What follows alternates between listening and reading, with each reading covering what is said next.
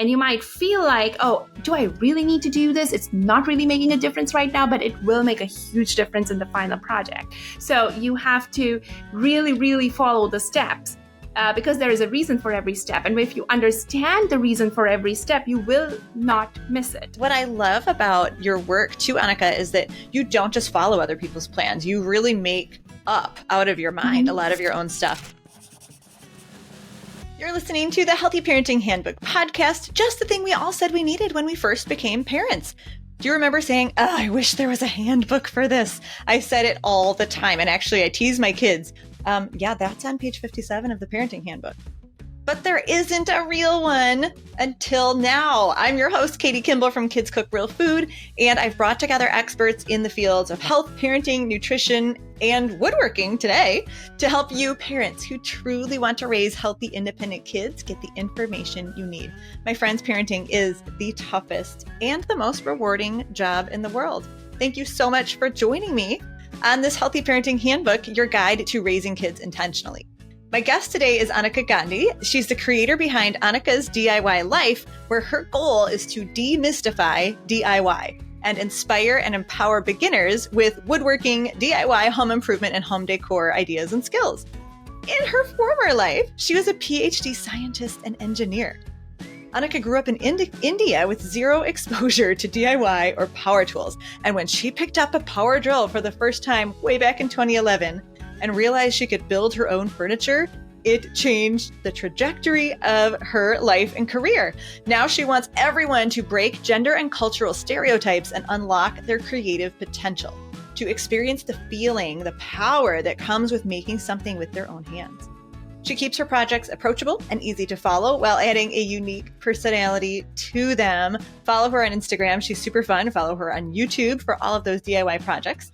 And, she's been featured in a lot of places too. MSN, NBC LA Live, Popular Woodworking, Family Handyman, Highland Woodworking, Apartment Therapy, HGTV.com, and more. So Anika's pretty amazing. I'm honored to host her today, and we talk about a lot of great stuff, particularly how woodworking could be an analogy for parenting and our kids learning all sorts of life skills that apply to many, many areas of life.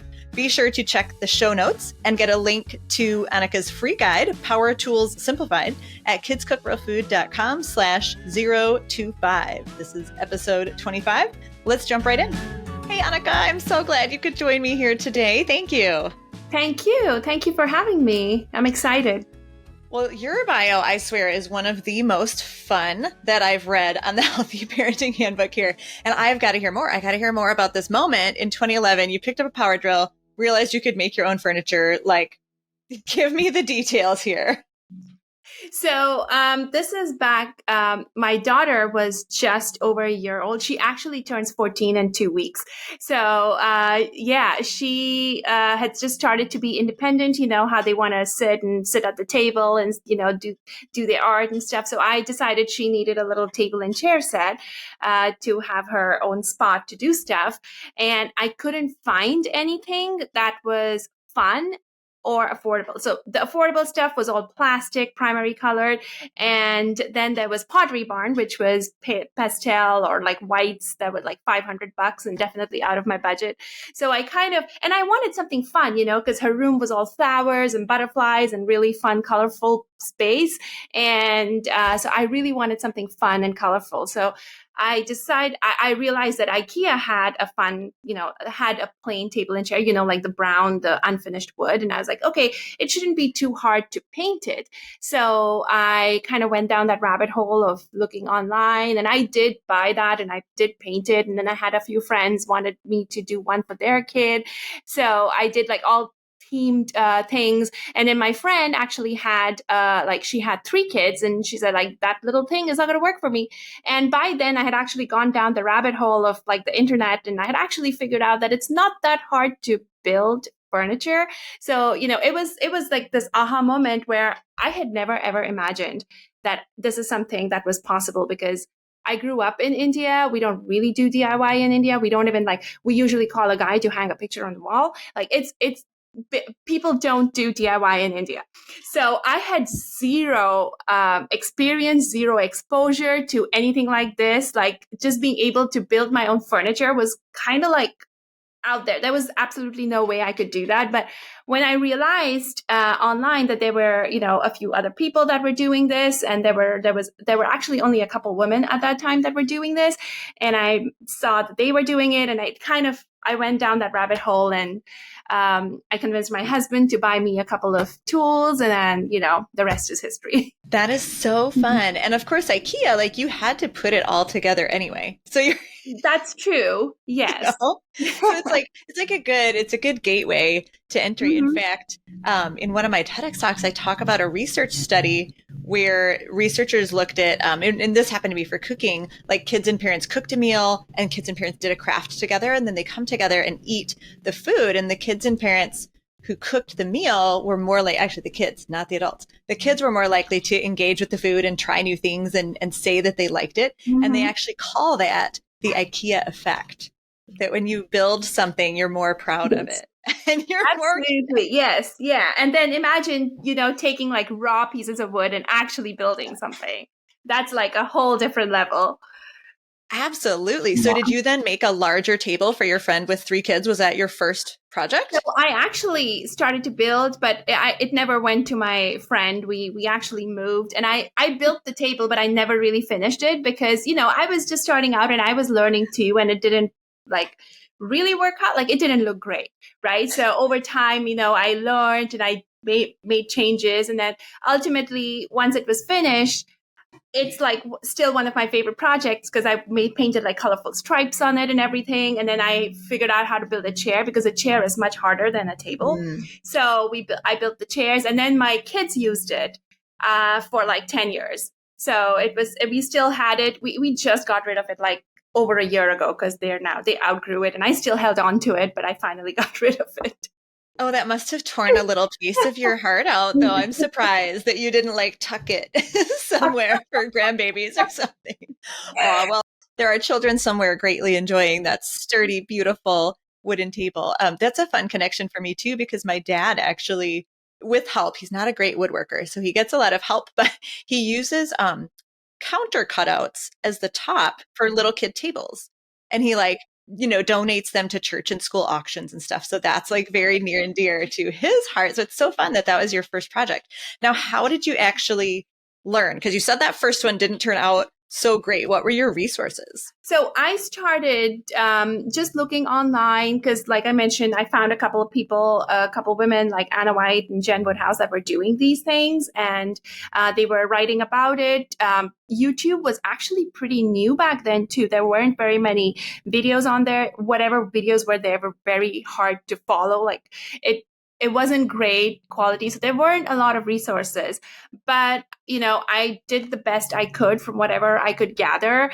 And I feel like I was also able to do this a little bit better than I might have been because of my background as an engineer and scientist, I was able to kind of redraw the projects that I wanted to make. So I drew them myself. Like I saw the projects and I drew them myself because I kind of figured out how the things were supposed to go. So once I knew how the joints were supposed to be put together, I could draw my own projects. So I kind of used whatever was out there and processed it and made mistakes too along the way, of course. But yeah. Right. We always learn through our mistakes, don't we? And I'm so glad you brought up that your science and engineering background as well, because I did want to touch on that because I'm assuming before kids, maybe you had a career, and I'd love you to talk about sort of your shift from science and engineering to woodworking on YouTube. Yeah. So back when I started, I was working full time. I had a 1-year-old, 18-month-old. And it was, I just started doing this. I would do it over the weekends, a few hours here and there. So it did take me a long time to build those projects. In fact, after I built that table, And then I knew that one of the things that I really needed was a saw, because, I used to get my boards cut at Home Depot or Lowe's, and they're not even supposed to like make accurate cuts. They'll cut it down for you to be able to fit it in your car, but they're not really paying attention. So that's like the key. Getting accurate cuts is the key to having like a good project. So I realized I needed a saw, and my husband told me, you can get a saw, but you need a place to put the saw. So I was like, okay. So then I built a workbench, and then I got my miter saw for my birthday. And then I built a console table, a media console, which is when I was actually pregnant with my son. So it actually took me almost 7 months to build. Like I started building it, I got pregnant, and I was almost like 5, 6 months pregnant when I finally finished it. So it's like my middle child. We still Yeah, I have. was thinking you had your human baby growing and your project baby going. Yeah. So it takes time. It's just a matter of like patience, persistence. Of course, there were things that were going wrong too. The doors didn't work, and I had to redo the doors and blah blah. So it's a lot of thing, but it's all. I just doing it like in piecemeal, like doing a few hours. I used to wake up early sometimes and just go, spend like half an hour, 45 minutes doing something with it every morning. So it just depends, kind of finding the time. And also once you start doing that, you realize the sense of satisfaction that something like that brings, the progress and things. So you kind of start to like to do that more and more too. So waking up early is not a big problem anymore, just to get that done, because you For feel sure. And that. it's so much more satisfying than laundry or dishes because they always come back. They're never done. Whereas your project, you get to say, finite, like this is finished. I can use it or sell it or give it. What I love about your work too, Anika, is that you don't just follow other people's plans. You really make up out of your mind a lot of your own stuff. And so I'd love to hear about your creation process. And also if you have thoughts on, a lot of people say, oh, left-brained, logical, that's your science, math, engineering, and right-brained is the creative side, but you clearly, you are not stuck in one of those. And I think that's really fascinating. I think that the whole left brain, right brain thing is a little bit of a myth, because as a scientist, you do have to be creative. Like for you to be able to come up with theories to explain stuff, you have to think outside the box. You have to get creative and, think of these things that are way out there, right? So I think it's kind of everything goes together. So to be a scientist or an engineer as well, you have to be able to think creatively, solve problems creatively. So it's that part is definitely there, but I just if I want to build something, I look at what's out there and kind of get inspiration. I get inspiration from all kinds of things. Like the other day, I was in this we visited this old museum, like this old house thing, and there were these pretty corbels. And I was like, this looks really cool. This would look really cool in a project. So I might try to like make something like that into another project that I might be making. So it's kind of just screenshotting, like taking snapshots of different things that you want to that you like, and then when you start designing a project, all of those things are somewhere in your brain, all the inspiration, all your Pinterest boards, and you kind of mix it together and then change it to what you want it to be. And I just kind of come up with things that might I look can better. almost hear, it's like you peeled open, the brain of a scientist or an engineer, and you've got this like tick, tick, tick. We're going to put all these pieces together. And I think, I really want parents to hear you say that and to repeat this to our kids, that scientists are creative, right? And that creative people can do science and engineering. And I really want to encourage parents to make sure that we're raising, well-rounded kids and encouraging them to try all sorts of different avenues and pieces of learning, because how cool is it when they integrate and when they intersect and come together? Yes. And now you're creating furniture, which is, I'm sure, not what you said, obviously not what you said you would do when you grew up in India. And so it's so exciting that just our kids have no idea where they'll end up. But if we can give them all these building blocks of skills, It's so cool. And you're a mom too. So that Mhm. means you also have the job of being a teacher, because all of us moms and dads do that. What has it been like raising kids with the science, the engineering, and the woodworking background knowledge you have? And do you pull them into the workshop? Yeah, absolutely. I'm always telling them, you come and help me and, see how things are done. And I mean, the best thing is that they see, number one, that anything is possible. Like they know that their mom used to be a scientist and and stuff, and now she's doing this, and they can see that anything is possible. But also, I think one of the main things is to just kind of encourage them to ask questions. I mean, kids are curious, right? Anyways, they're always asking questions. So just to keep them asking questions and kind of inspiring them to go find the answers as well.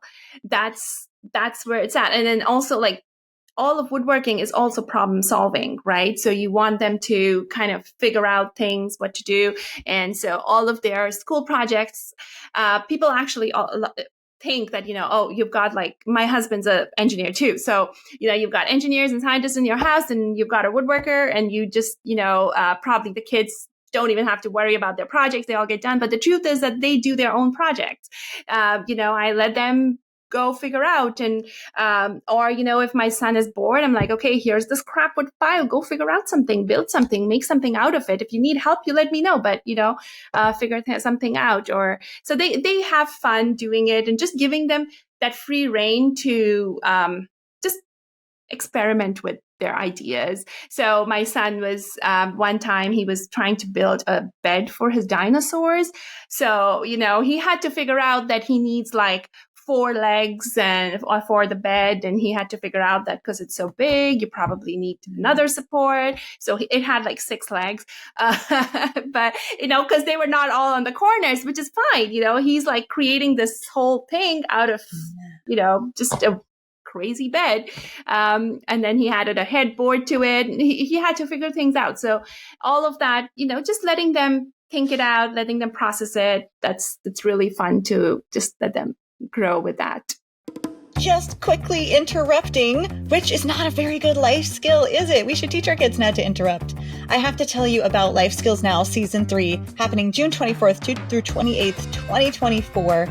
Life Skills Now has been an incredible virtual summer camp, completely free. The moment you register, you get access to 13 workshops that you can use all the way until June. And then the 24th to the 28th, we host 100 plus virtual workshops teaching kids ages 5 to 18 hands-on and minds-on life skills. Categories include entrepreneurship, communication, tech savviness, hands-on like woodworking, cooking, and gardening. It's out of this world, and I just have to give you a couple previews of what your kids will get to learn. They'll get to learn how to be polite, how to start conversations, a couple different videos on making snacks and breakfast, and even how to break down a whole chicken from a guy who's a huge wilderness expert and reality TV show participant. We're taking you into the workshop to make a pencil holder, and also for our teens to learn to use a power drill. In finances, we're talking about compound interest and teaching kids how we pay for things: cash, cards, clicks, taps. What does it all mean when we can't always see money changing hands?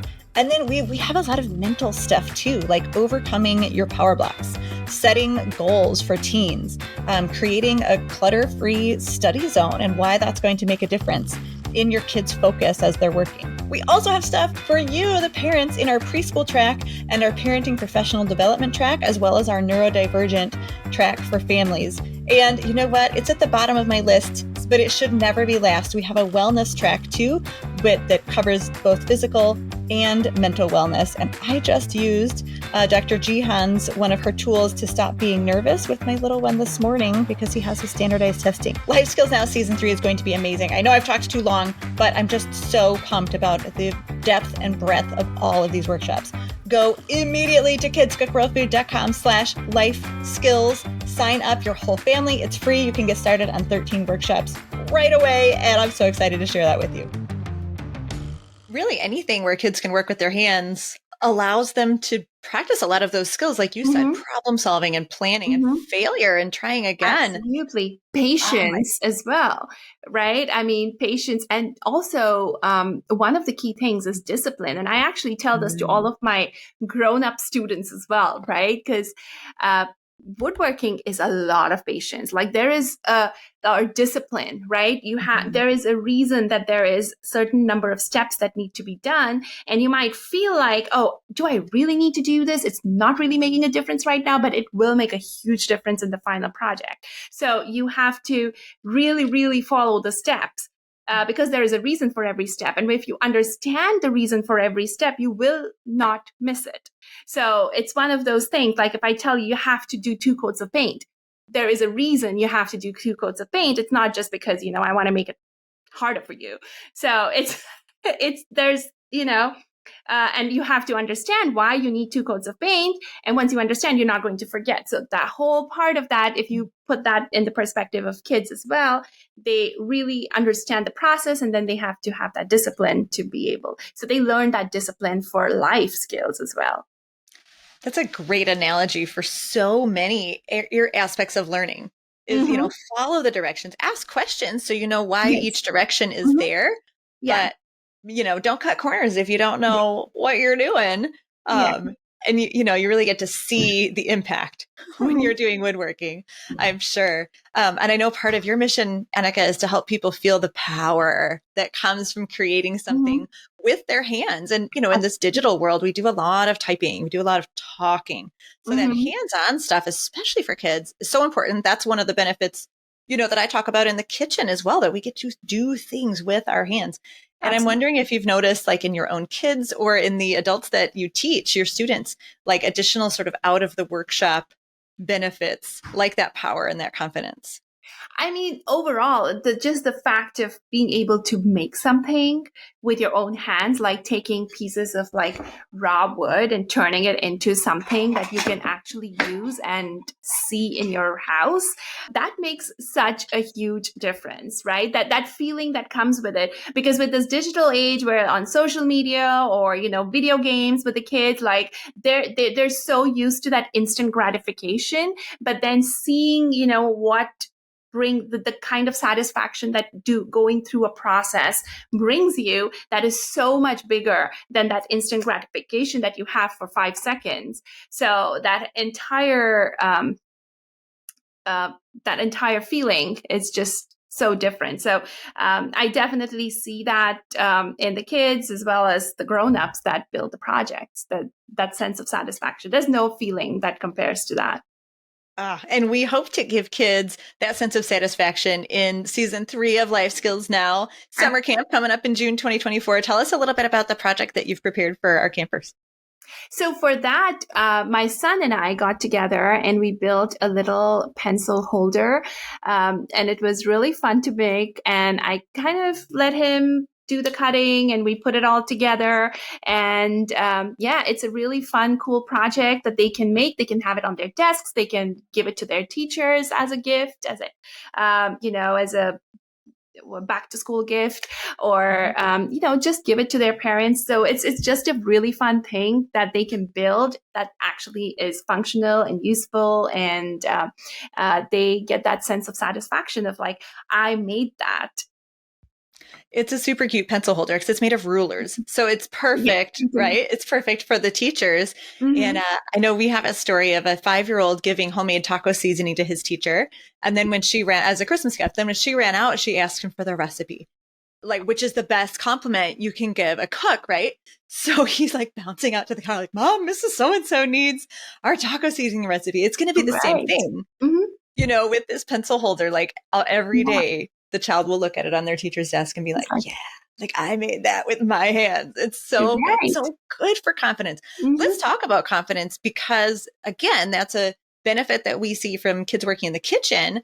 And I know you talk about confidence a lot too, and Mm-hmm. how we need confidence to get started. Tell me how you try to encourage people to take those first steps. Yeah, I think the best way to get started with really anything at all is to just get started, right? And to remember that you will not be amazing right off the gate, right out the gate. You are going to make mistakes, but the key is to get started. And when you start is when you will start, to figure out what you need to do next and kind of go from there. And it also empower you because once you get started, you just gets, you see that growth. It's kind of like my son, when he started basketball, the first day he went to practice, he expected to be LeBron James, like, right? He wanted to do everything. And he was so disappointed. It's like, I can't do this. And I can't even dribble. And I can't even do this. And I'm like, right, that is correct. You cannot do it because you have just started. You have to practice. You have to keep doing it. So it's one of those things. You just have to keep practicing. Yep. So pick up a piece of wood, maybe just a few simple tools. Mm-hmm. Do you have a basic list of what people need to do, more than just put together IKEA furniture, like the basic tools? Absolutely. Yeah. I mean, I always tell people like, pick one thing to cut with and one thing to join with. So one thing to cut, like a saw, a miter saw, circular saw, jigsaw. I highly recommend a miter saw to get started because it's very beginner friendly and very safe, but it is also bulky and more expensive than a circular saw. So either a circular saw or a miter saw is great to start off with. And then of course a power drill.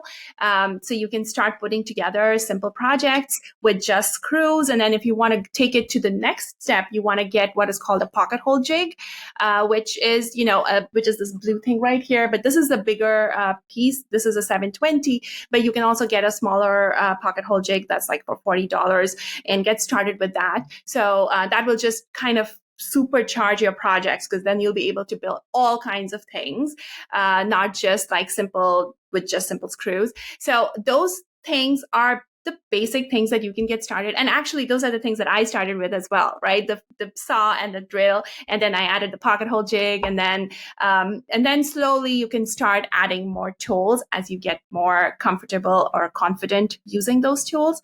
And yeah, I mean, and then you might want a power sander because sanding with your hand is no fun. And then you can start adding things in which will make it more efficient, make the process more efficient. It's so good to hear that very simple list. One thing to cut with, one thing to join with, because that can be a huge roadblock for people. Well, I don't have the stuff. Oh, it's going to be such a big investment of money. And then, of course, investment of time freaks people out too and can be a roadblock. So you talked a little bit about how you found the time in your busy life. Do you have words of wisdom for other busy parents on like where to fit in really any creative hobby? Because I think we're a bit deficit in those in general. Yeah, I think you just have to kind of carve out a tiny amount of time, every few days or on the weekends, just an hour, 2 hours, just do something for yourself, just kind of carve that out and make that non-negotiable with your family, because so then you can start to explore the hobbies that you want to. I think that's the key thing. Just kind of give yourself, and you've earned it. You've totally earned like an hour or two a week. Is not that bad.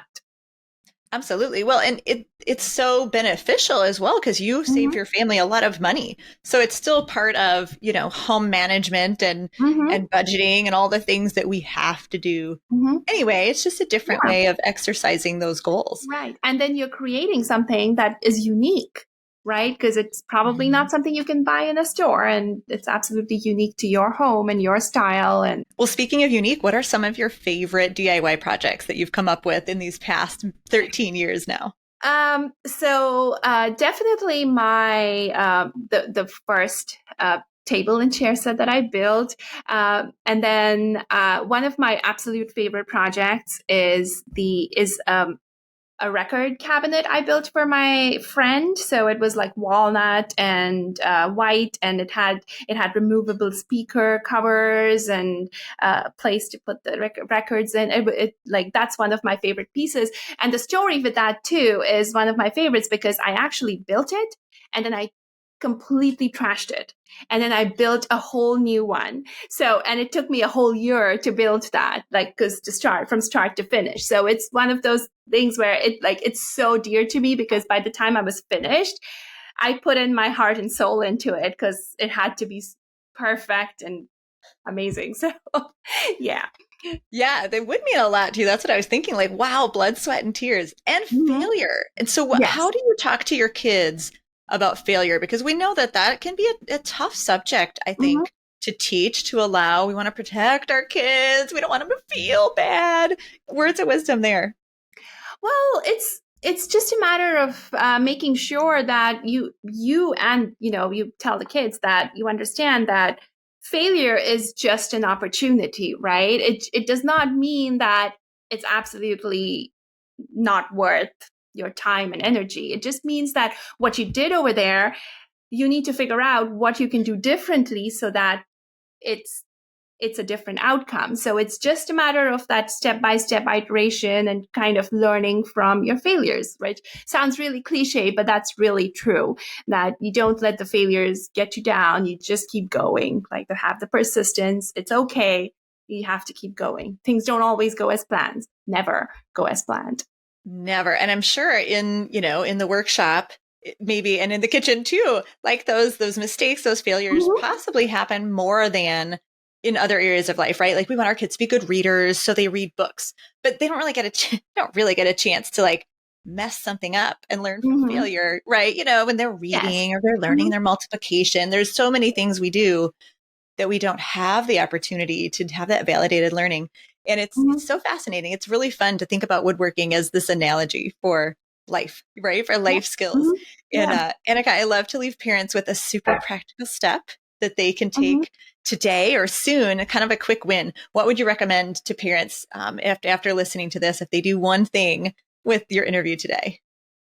I would say just take some time and to for yourself and do something creative. I love that. And let your kids know what you're doing. If I can add a PS, Absolutely. right? Yes. Because it's a good Involve model. them. Yeah. Involve them if you can. Yes, absolutely. I love it. Well, thank you so very much for being a guest on the Healthy Parenting Handbook. It's been so interesting to hear your story and kind of inspiring. I'm like, oh, I haven't done anything creative in a really long time. So I appreciate your encouragement. And of course, we appreciate you as a Life Skills Now summer camp leader. People can go to kidscookrealfood.com/life skills to register for free. And if you're listening to this after June 2024, don't worry. Still go to that link. You can get on the wait list for next year, and we'll be sure to have a couple workshops available. So thank you again, Anika. Awesome. Thank you so much, Katie. Thanks for having me here. Thank you. Thank you for listening to this episode of the Healthy Parenting Handbook podcast. I hope your brain feels fed and your heart feels full and that you feel connected, knowing that there are other parents on this journey with you. We're just trying to raise healthy, independent adults. And the next time you think, man, there is no handbook for this job. Now there is the Healthy Parenting Handbook. Look up the podcast wherever you listen to your podcasts. Please leave a review, my friends, as that helps other parents who need this information to find us. And of course, subscribe. That's a huge help. You can also look for our shorts as a reel on Instagram at Katie Kimball Kids Cook, or subscribe to the Healthy Parenting Handbook Shorts channel on YouTube. You'll get those bite-sized portions of healthy parenting advice.